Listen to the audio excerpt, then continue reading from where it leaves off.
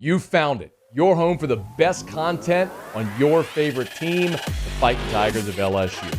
Do us a favor. Subscribe to the channel. Leave your comments below. Be sure to smash that like button.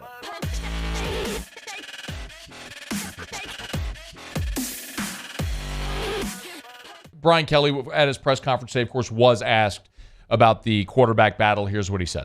We've made a decision, but I'm not going to announce it publicly. And again, this is for the certainly I think everybody here wants to know who the quarterback is. I get that. But I think it's a tactical advantage for us not to announce it. So I'm going to hold that announcement because I think it gives us a tactical advantage for not playing. Look, Florida State played a game. That's an advantage for them. Having the opportunity to play, the advantage for us is that we haven't played. And so it doesn't help us to give up any of our cards in that sense. So we're going to hold on to that card until game day.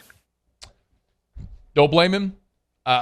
If he feels like that's an advantage that he has in this situation, you roll with it. LSU certainly has questions, primary among them, place kicker and offensive line. Brian Kelly was confident enough to name a place kicker today. Yeah, I think Damian Ramos is going to start at the field goal position and extra point. And I think we're still in the process of making a decision on kickoffs. It's extremely competitive there. We feel like that decision is probably going to be made here in the next 24 to 48 hours. So Damian Ramos is going to be the place kicker. And he easily has the biggest leg. Just because you have the biggest leg doesn't mean you're always going to hit it straight. And there's no way, as best you try to simulate in practice, that you can actually simulate what it's going to be like in a game. One of the questions I asked Brian Kelly today is, does that change your strategy? Because, look, a year ago, if LSU got inside the 40, put it on the board. You knew you had points. Cade York, you had points if you got inside the 40. That's not exactly the case. Not the case at all. Anyway, did y'all see the video of Cade York making a 70-yarder pregame? I mean, dude's a freak show. You don't have that guy this year. So I asked Brian Kelly if that alters your strategy. I thought his answer was interesting. When we make a decision on the kicker, we're all in. You know, we're all in on we're not going to change the way we operate the game and protect anybody. We're going to, look, I like to use analytics in the game. We'll have somebody with an analytic book just so everybody knows. So when we second guess the head coach later, you guys can, and that's your opportunity. And you're right to do that. But I use the book and sometimes I use my gut. And answering the question is that you can't do that and then go away from it when you have a kicker out there and you're afraid of him. You got to let him kick.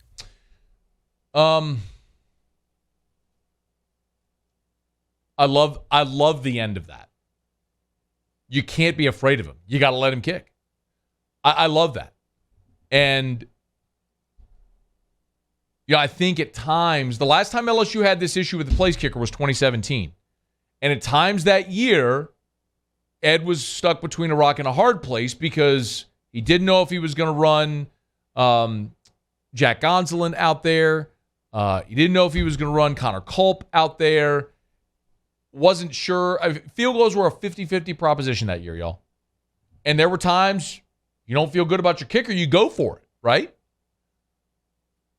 It don't sound like that's how Brian Kelly's going to roll. Maybe that evolves as the season goes along, but I love that part. You can't be afraid of your kicker. If he's your guy, roll with him.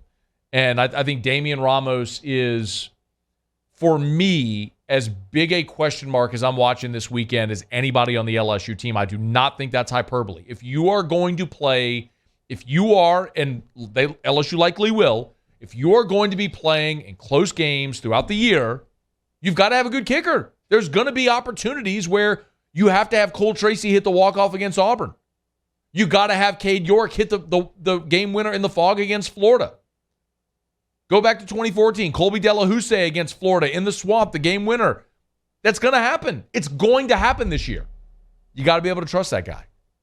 Now, Brian Kelly also did talk about the offensive line, and they are solidified there on the offensive line. Muse, I'm not sure which one this is where he talks about the line that's solidified. There's two on there. You got it? Okay, go ahead. The linchpin to the decision at the offensive line started and ended with the center position. You know, once we felt comfortable with Garrett Dellinger at the center position, everything else was able to fall into place. And when I say comfortable at the center position, the ability to call out fronts, the ability to feel comfortable snapping the ball, and then executing his technique. You know, there's a lot going on there, you know, and here's a guy who hadn't played the position. So, you know, that's a big ask. Guy coming off of surgery, not active in the spring. He did an incredible job. To place all of that on him and be demanding. Some of you were at the practice. I was pretty demanding on him and certainly required a lot of follow-up with him, spending time with him, making sure that he stayed confident in that, and he did that. Now, since that day, we were able to decide what was the best rotation in that regard. And we think Bradford at guard and Frazier at guard and Wire and Campbell at the tackle position gives us the best chance with those five guys. So he gave you there at the end of the bite, you're 5. And something he talked about was the big guys in the middle. And I think that is probably as key to anything. Bradford is a 350-pound guard. He is a massive man on the inside. Garrett Dellinger's, as Brian Kelly has talked about, at 313 pounds. He is a big center. If you look at Miles Frazier moving to left guard. That's a guy that you were working at tackle. Now you've got him at left guard. You get a big athletic guy on the interior. You have 3 giant humans on the interior of your line. If you want to run the football and prevent a defense from, as Mike Detillier used to say, blowing up the launch pad, you got to have big dudes in the middle that can protect and not allow a rush to seep through and also blow guys off the ball and give your running back room to run.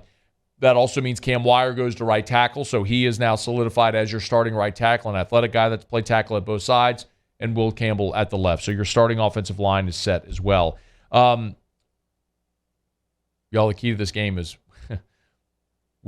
which offensive line can get their running back to the line of scrimmage without getting hit. If a running back has to cut before he gets to the line of scrimmage, it's game over against these defensive fronts.